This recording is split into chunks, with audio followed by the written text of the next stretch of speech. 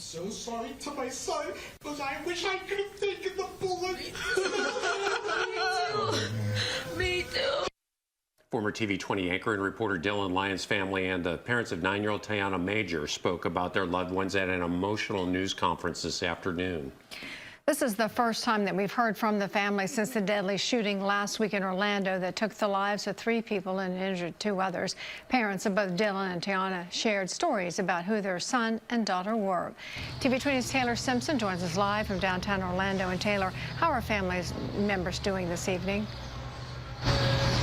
Emotions were at an all-time high this afternoon as tears and hugs spread across the room from both families as they remember their loved ones. Dylan's parents, Beth and Gary Lyons, and also Dylan's fiance, Casey Fight, spoke about Dylan while holding a pillow and blanket with their faces on it. Casey announced they've always wanted to have a baby, so a team of doctors were able to harvest Dylan's semen to have that opportunity. She also talked about how they met at TV 20.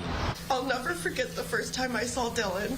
It was about 3:30 in the morning in the TV 20 newsroom. He was wearing a yellow TV 20 polo and he was walking to his desk. He walked past the edit bay I was in and then took a few steps backwards and popped his head inside and said, "Who are you?" And I told him, "Oh, hi, my name is Casey, I'm new here."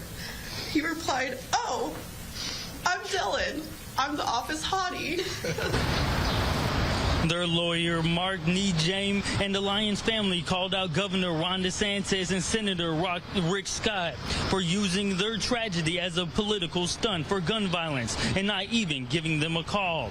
And Dylan will be missed at TV 20. And I was so touched when his mom mentioned me at the press conference and shared some of the memories that Dylan and I shared.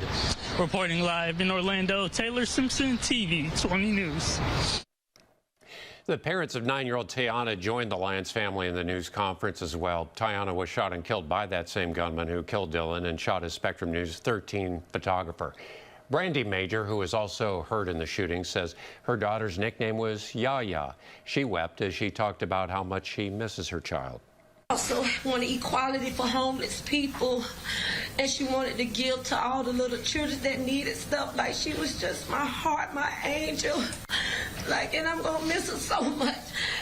Brandy was overcome with emotion after sharing those words, had to leave the room.